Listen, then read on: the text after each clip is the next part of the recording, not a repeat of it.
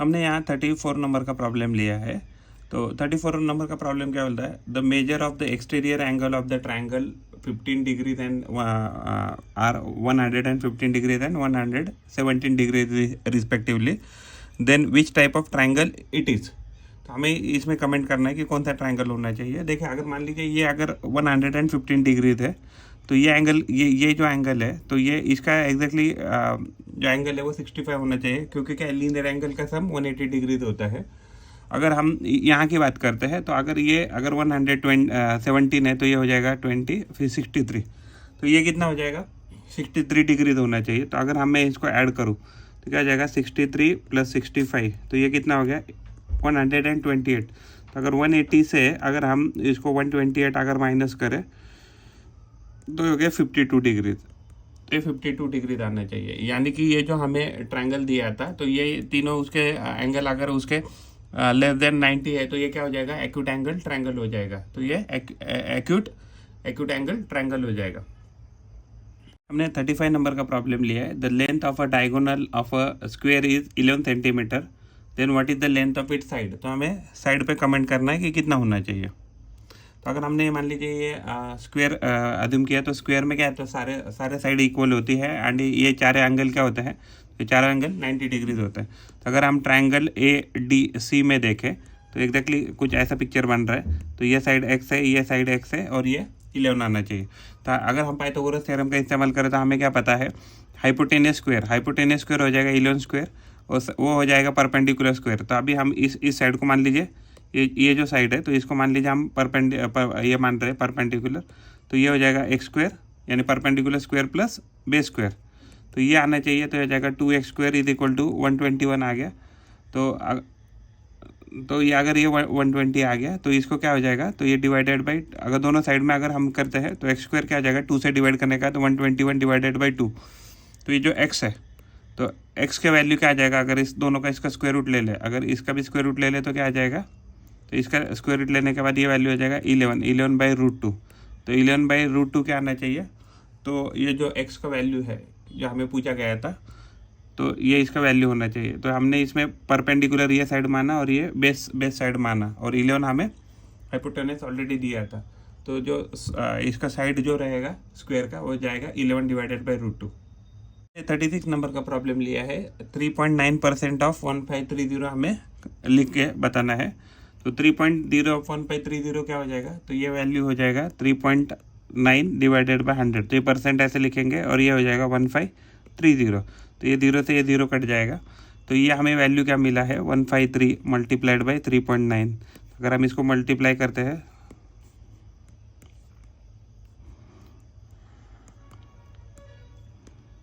ये हो जाएगा,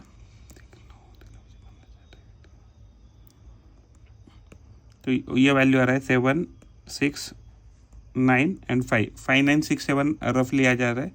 तो ये 59 हाँ, और इसको वापस क्या है, ये जो वैल्यू आ रहा है ये कैलकुलेशन करने के बाद, तो इसको वापस डिवाइडेड बाय करना है 10th है, क्योंकि हमें यहाँ 10 बैलेंस है, राइट। तो अगर ये वैल्यू हो जाएगा फिर 59.67, तो ये हमारा वैल्यू आ जाएगा। तो हमें पूछा था 3.9% ऑफ 1530, वो आ जाएगा 59.67। 37 नंबर का प्रॉब्लम लिया। तो 37 में हमें पूछा है, the measure of the minor arc is 160 degree, then what is the measure of the corresponding major arc. तो माइनर आर्क हमें कितना दिया है, तो माइनर आर्क दिया है 160। तो यानी कि ये जो लेंथ है, तो ये लेंथ कितना हो जाएगा, तो 160 डिग्री हो जाएगा। तो एग्जैक्टली सर्कल में क्या होता है कि कंप्लीट जो ये होता है, कंप्लीट सर्कल जो है, यानी कि इस पर्टिकुलर पॉइंट से इस पर्टिकुलर पॉइंट में अगर 160 दिया है, तो जो बाकी का है तो कितना हो जाएगा, 360 माइनस 160 होना चाहिए। तो 360 माइनस 160, तो ये हो जाएगा 200 डिग्रीज। तो ये जो बाकी का आर्क है वो 200 डिग्रीज का हो जाएगा, और ये 160, तो टोटल क्या आ जाएगा 360। तो सर्कल का कंप्लीट आर्क होता है 360 डिग्रीज। तो ये हमारा आंसर है। जो हमें मेजर आर्क के ऊपर कमेंट करना था, तो आ गया हमारा 200 डिग्रीज। हमने ये प्रॉब्लम लिया है। तो ये प्रॉब्लम में क्या है, ये प्रॉब्लम में है, a shopkeeper gives 12% discount on the printed price of a mobile. He sold the mobile at 26,400, what was the printed price. तो ये हमें बताना है। तो एग्जैक्टली क्या है, अगर डिस्काउंट अगर उसने 12% दिया है किसी चीज़ पर, तो अब उसका मार्क प्राइस यानी कि प्रिंटेड प्राइस हम अज्यूम कर रहे हैं, तो उसने क्या किया है दुकानदार ने, तो दुकानदार एक्चुअली उसका मान लीजिए 100% प्राइस है, उसमें उसने 12% अगर डिस्काउंट दिया, तो एक्चुअली उसको पैसा कितना मिला, तो 88% ही पैसा मिला। तो 88% पैसा कितना है, 26,400 है। तो यानी कि अगर मैं कोई तो मार्क प्राइस को एक्स पकड़ता हूँ, उसका 88% निकालेंगे, 88/100 करेंगे, तो यह वैल्यू कितना आया, 26,400 आया। लेकिन अभी हमें क्या करना है, तो इसका हमें एक्स का वैल्यू ढूंढना है, तो हम यहाँ 100/88 से मल्टीप्लाई करेंगे, यहाँ भी 100/88 से मल्टीप्लाई करेंगे। तो 100 से यहाँ 100 जाएगा, यहाँ 88 से 88 गया, तो ये हो गया एक्स। तो ये अगर 11 से डिवाइड करते हैं, 11 8 दा 88, तो 11 2 दा 22, तो यहाँ 4 बचेगा, तो ये हो गया 11 4 दा 4400, तो ये आ गया 240000 डिवाइडेड बाई 8, यानी कि ये 2,40,000 रुपीज़ आ रहा है। तो 2,40,000 को अगर 8 से डिवाइड करेंगे तो 30 आ जाएगा, 30,000 आ जाएगा। तो ये हमें पूछा था, तो मार्क प्राइस क्या रहेगा उसका, 30,000 पे उसने क्या किया है, 12% डिस्काउंट दिया है, तो उसको प्राइस मिला है 26,400 rupees. The ratio of supplementary angle and complementary angle of a given angle is 8.3, then what will be the ratio of the given angle with its supplementary angle. तो अगर हम इसका आंसर ढूंढे तो एग्जैक्टली क्या होता है कि मान लीजिए ये कोई तो एंगल है, अगर मान लीजिए 90 के साथ अगर कंपेयर करते हैं, अगर इसको हम x पकड़ते हैं तो ये हो जाएगा 90 माइनस एक्स। जब दोनों एंगल अगर क्या होता है कॉम्प्लीमेंट्री होते हैं तो उनका सम होता है 90 डिग्री। अगर हम वैसे ही अगर देखें, अगर कोई तो लीनियर पेयर है, लीनियर पेयर में ये एंगल x है, तो ये एंगल क्या हो जाएगा 180 minus x. Linear pair angle का टोटल कितना होता है 180 डिग्रीज, यानी कि सप्लीमेंट्री में टोटल कितना हो जाएगा 180 डिग्रीज हो जाएगा। तो अगर हमें पूछा गया है कि supplementary angle to complementary angle, तो सप्लीमेंट्री एंगल जो है तो वो क्या आ जाएगा 180 माइनस एक्स है। इस केस में सप्लीमेंट्री एंगल हो जाएगा 180 माइनस एक्स, और कॉम्प्लीमेंट्री एंगल क्या हो जाएगा, तो कॉम्प्लीमेंट्री एंगल हो जाएगा 90 माइनस एक्स। हमने एंगल एक्स प्रिज्यूम किया है जो हमें पूछा है, तो ये हो जाएगा 8/3। अगर हम क्रॉस मल्टीप्लाई करते तो ये हो जाएगा 3 × 180 minus x equal to 8 × 90 minus x. तो ये होने वाला है 540 माइनस 3x, ये होने वाला है 720 माइनस 8x।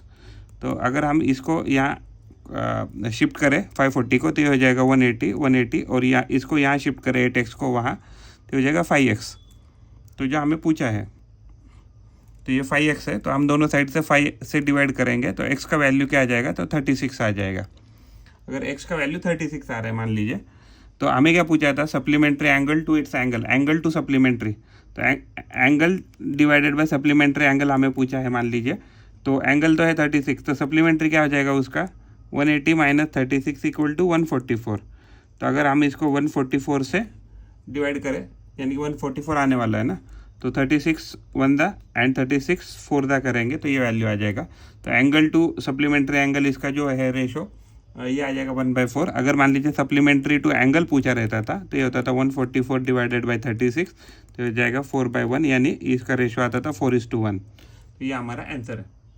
प्रॉब्लम है, what is the cost of a fencing of a circular garden of radius 28 metre with 5 rounds of wire if the wire cost 50 per metre. अगर हम इसको सॉल्व करते हैं तो रेडियस हमें 28 मीटर दिया है and wire cost 50 per metre दिया है एंड फेंसिंग कॉस्ट हमें पूछा है। तो इस केस में क्या हो जाएगा कि अगर मान लीजिए अगर हम एक कंप्लीट सर्कल लेते हैं तो कितना उसका पेरीमीटर आएगा, तो पेरीमीटर कहें या सरकमफरेंस करें तो सर्कल आ जाएगा 2πr आ जाएगा। और ये जो वैल्यू है 2 इंटू पाई की वैल्यू हम 22/7 लेंगे, और रेडियस जो है तो रेडियस का हम वैल्यू है 28 है, तो ये हो जाएगा 1 दा, ये हो जाएगा 4 दा, तो ये हो जाएगा 44 इंटू 4 ये हो जाएगा 176 आ जाएगा। तो ये 176 मीटर आ गया एक राउंड के लिए। लेकिन हमें ऐसे कितने राउंड चाहिए, तो 5 राउंड चाहिए, तो हम इसको 5 से मल्टीप्लाई करेंगे।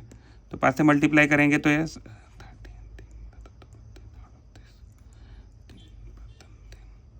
तो 880 आ गया, तो 880 मीटर आ गया। तो टोटल कॉस्ट अगर करते हैं तो कॉस्ट का वैल्यू क्या आ जाएगा 880 मीटर मल्टीप्लाइड बाय प्राइस। तो प्राइस कितना दिया है, तो 50 दिया है, तो अगर 50 दिया है तो अगर हम 50 से मल्टीप्लाई करेंगे तो 2 0 आ जाएगा, 8 5 40, तो 4 कैरी, 8 5 40, 40 + 4 44, तो 44,000 आ जाएगा कॉस्ट। जो कॉस्ट है तो 44,000 आ जाएगा। इस सवाल का आंसर है 44,000 रुपीज़। एक्सप्रेशन दिया है -2x² divided by 3y raise to cube. तो इसका हमें आंसर पूछा था कि ये क्या है। तो ये अगर ये क्यूब होगा तो ये क्या हो जाएगा, इसका क्यूब है तो माइनस है तो माइनस का माइनस ही रहेगा। तो ये इसका क्यूब करेंगे तो 2 का हो जाएगा 8, और x² है, x² का क्यूब करेंगे तो हो जाएगा x रेज टू 6, और अगर ये 3 है 3 का क्यूब करेंगे तो हो जाएगा 27, और y है तो y क्यूब का हो जाएगा ये y क्यूब। तो ये हमारा आंसर होना चाहिए -8x raise to 6 divided by 27 y cube. तो ये इसका आंसर आ जाएगा। प्रॉब्लम नंबर 44 लिया है हमने। The average of 10 number is 20, out of which average of first 6 number is 15। The average of last 3 number यानी 8, 9, 10 का एवरेज हमें अगर 16 दिया है तो what will be the 7th number. तो इसको कैसे सॉल्व करेंगे हम। तो देखिए हमें क्या दिया है, 10 नंबर का एवरेज 20 दिया है। तो 10 नंबर जो है या 10 स्टूडेंट है उनका एवरेज मान लो 20 आ रहा है। तो हमें इनडायरेक्टली क्या दिया है, 10 मल्टीप्लाइड बाई 10 इक्वल टू 200, यानी कि सबके पास एवरेज मान लीजिए 200 क्वांटिटी आना चाहिए। तो फर्स्ट जो 6 नंबर है तो 6 नंबर का एवरेज 15 आ रहा है, तो फर्स्ट 6 के पास कितना हो गया, 90 क्वांटिटी आ गया। अगर लास्ट 3 की बात करें तो लास्ट 3 के पास कितना क्वांटिटी आ गया, 16 के हिसाब से 48 आ गया। तो अगर हम इसको अगर देखें तो ये वैल्यू कितना आ रहा है 8, और ये आ जा रहा है 138। तो हमें तो कितना वैल्यू चाहिए, 200 चाहिए। तो 200 माइनस 138 करेंगे तो ये आ जाएगा 62।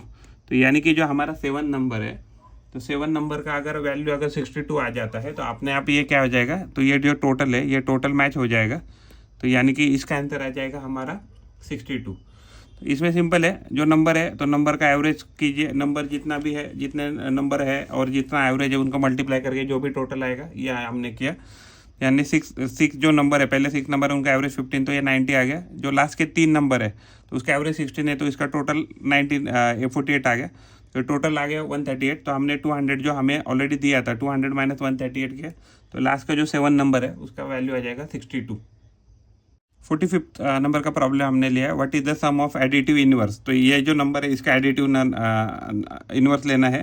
फिर बाद में हमें ये जो नंबर है -6 से +2 भी, इसका एडिटिव इनवर्स लेना है। जो भी ये दोनों एडिटिव इनवर्स है तो इनका हमें क्या करना है, तो हमें सम करना है।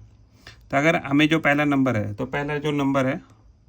पहला नंबर है तो इसका अगर हम एडिटिव इनवर्स लेते हैं तो ये हो जाएगा -5a प्लस -5a 45, ये 3b चाहिए। तो ये 3b है तो -5a प्लस 3b हो जाएगा।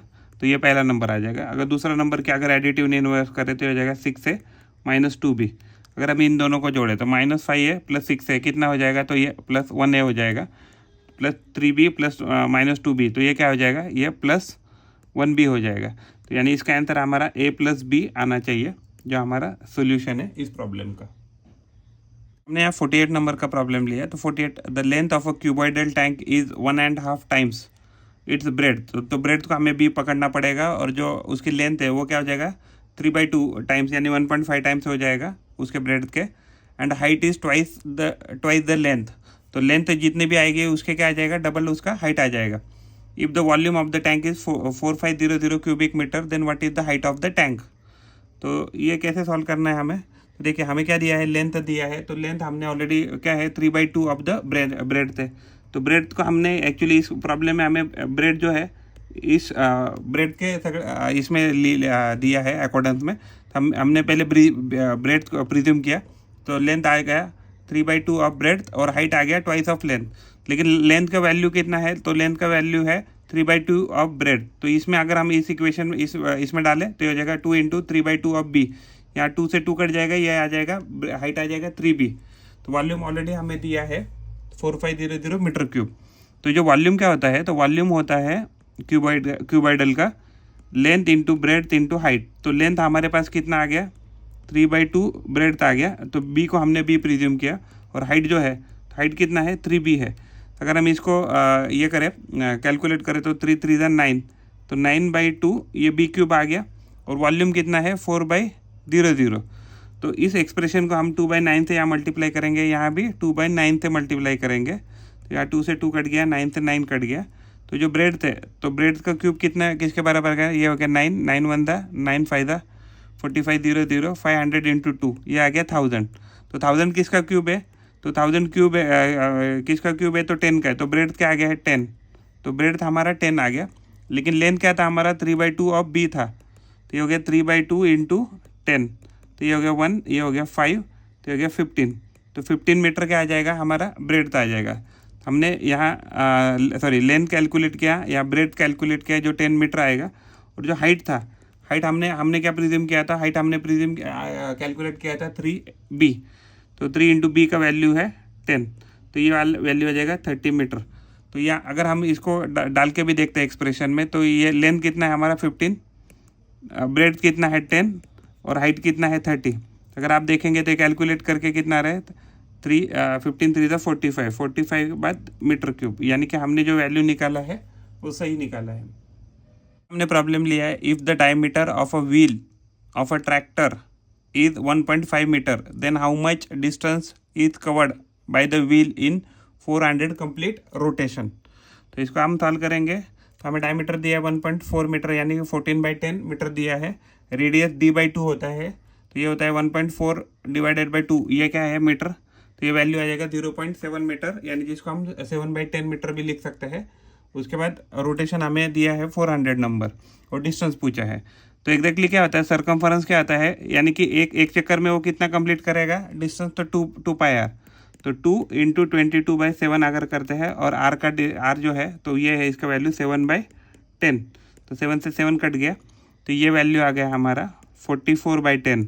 तो 44/10 जो है ये इतना मीटर डिस्टेंस कंप्लीट करेगा एक रोटेशन में कंप्लीट कर लेगा। लेकिन हमारे पास ऐसे कितने रोटेशन है, तो 400 है, तो हम इसको 400 से मल्टीप्लाई कर, यहाँ से 0 से 0 गया, तो ये 0 इधर आ गया, तो 176 आ गया, 1760 ये मीटर आ गया। अगर ये मीटर आया तो अगर किलोमीटर में करते तो क्या हो जाएगा 1760 डिवाइडेड बाई 1000, तो ये आ गया किलोमीटर में। अगर हम इसको डिवीजन करते तो ये वैल्यू आ जाएगा 1.76 किलोमीटर। तो ये टोटल अगर डिस्टेंस कवर जो हमें पूछा था कि कितना कवर कर लेगा, तो इसका आंसर आ जाएगा 1.76 किलोमीटर, 1.46 किलोमीटर जो है, तो ये इतना कवर कर लेगा डिस्टेंस। तो ये पॉइंट है इधर।